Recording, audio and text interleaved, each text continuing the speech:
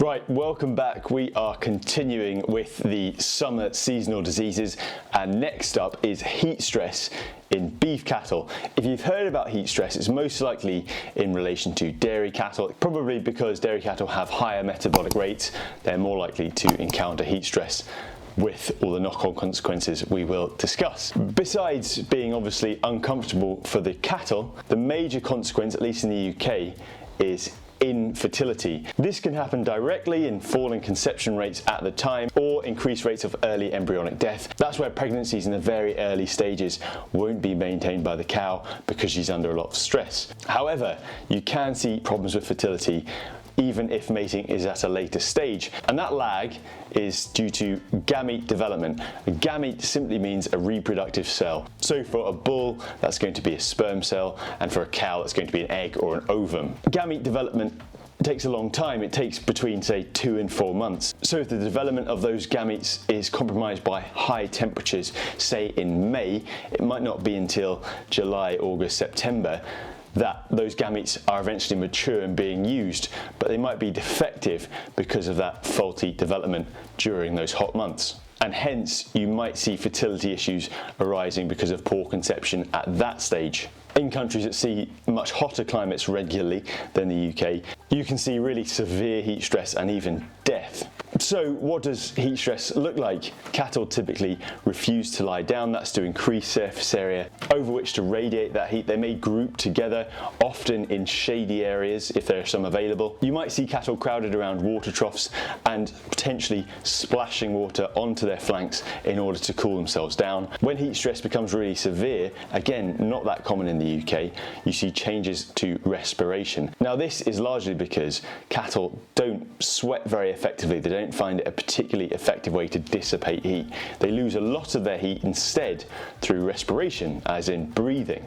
In hot weather, they tend to accumulate a heat load, as we call it, over the daytime, which is then dissipated during the nights. When they're struggling to dissipate heat through normal breathing, you start to see changes. So the breathing rate goes up. You might see increased respiratory effort, so their flanks puffing in and out. When things get really extreme, they tend to plant their legs quite far apart to increase that lung capacity. They may start mouth breathing, they may start hanging their tongue out, they may start hypersalivating. These are all signs you would probably only see with pretty extreme heat stress, but you will see them in some parts of the world. These changes to breathing really only occur when heat stress is very severe, and by this point I would have hoped you would have called your vet. So far we've called it heat stress, but temperature isn't the only player here. Humidity plays a really important role. Plenty of you will probably already be familiar with the idea of a dry heat versus a humid heat. It's easier to dissipate heat from the body when humidity is lower, i.e. dry,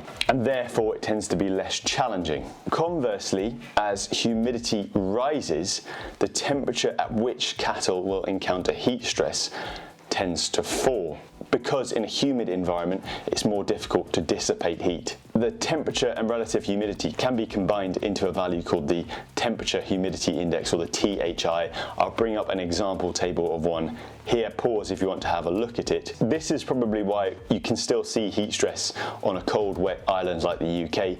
Although our temperatures rarely hit extremes, we quite often have pretty high humidity. Thank you, Atlantic Ocean. On the temperature humidity index, it is worth noting it's not perfect because it doesn't take into account wind speed. Clearly, if there's a breeze, that's going to reduce the chances of heat stress because it's improving heat dissipation. Another great way to increase heat stress is to handle cattle during these hot days. So that could be for AI, it could simply be processing fat cattle. When a hot day is expected, really you want to avoid handling cattle apart from very early in the morning to avoid those highs of temperature. The animal's core temperature is likely to peak around 2 hours after the environmental temperature does, and it normally takes it 4 to 6 hours to fall back to normal. That's why waiting until the cooler evenings might not be as sensible as doing them early in the morning. Like we said, they accumulate a heat load over the daytime. Even with our high humidity, it's extremely rare to see cattle die of heat stress in the UK. That's not the case for elsewhere in the world. Some of you may have seen those really distressing images from Kansas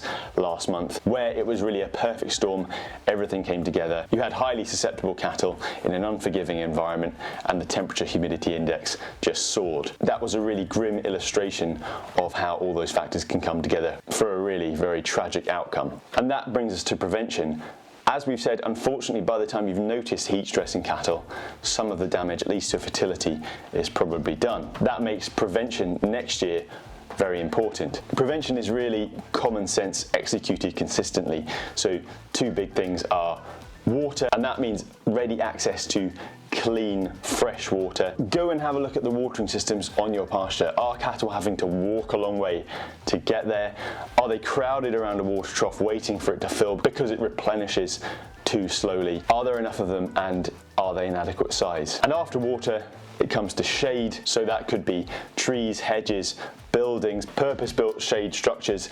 Just be aware, linking back to the summer mastitis technical we did a little while ago, shady areas tend to be hotspots for flies. So you're going to really need to monitor that fly challenge, and hence the risk of mastitis and new forest eye, and protect cattle accordingly. That's something you should have an ongoing discussion about with your vet. And just how much water does an animal need? Now clearly there are going to be big variations according to the environmental temperature and humidity, the breed, the size, the sex, whether it's lactating or not. I'll pull up a table here of some requirements quoted in some Irish literature. What you can see is the big variation according to temperature and stock class. So a dry suckler cow needs about 33 litres at 24 degrees Celsius. If she's lactating, that nearly doubles. And if you've got a heavy steer or heifer, that's not far behind that figure. That really is a lot of water, especially when you start to tot up the number of animals you find in a paddock. Rumen fermentation is a major source of heat for cattle. At pasture, generally cattle are feeding themselves and you don't have any control over that. But if you're buffer feeding, you can do that later in the day, so they are cooling off overnight. Likewise, if you're rotationally grazing and you're moving the electric fence, you could experiment with moving that in the evening rather than moving that in the morning. After these management changes, really it's looking at the factors that make heat stress more common in cattle. Heavy or fat cattle struggle to dissipate heat more than those that are smaller or leaner. Like we said, cattle use their respiratory system in the main to dissipate heat. If cattle have had a previous bout or bouts of respiratory disease and they now have scar tissue, reduced respiratory capacity, that is going to reduce the amount of heat they can dissipate when they're under stress. So in the long term, controlling pneumonia, if you haven't quite got a handle on it, is going to improve your cattle's resilience at grass. And finally, coat colour and coat type do make a difference. Darker coated cattle absorb more heat. Again, if you can bear to look at those images from Kansas, you'll notice they are all black cattle. They also happen to be in a temperature and humidity crisis of extreme proportions, and without any wind to cool them or any shade. Coat type also has a role, so as you can imagine, cattle with woollier, rougher coats are more likely to suffer with heat stress than those with fine coats. When in these potential heat stress scenarios, lighter cattle and cattle with finer coats spend more time grazing, more time out in the sun, and unsurprisingly have significantly faster growth rates than those which are dark and or have woolly coats. So that is heat stress in beef cattle, certainly a more pressing issue in hotter parts of the world, such as parts of the USA or Australia, but not a phenomenon we entirely escape here in the UK. And with climate change, who knows how that challenge might increase in the years to come. As ever, if you enjoyed that, don't be afraid to click subscribe for more technical videos like that and more vlogs where you see me horsing around. Other than that, give the video a thumbs up, leave me a comment, let me know what you thought of that, and I will see you for the next one.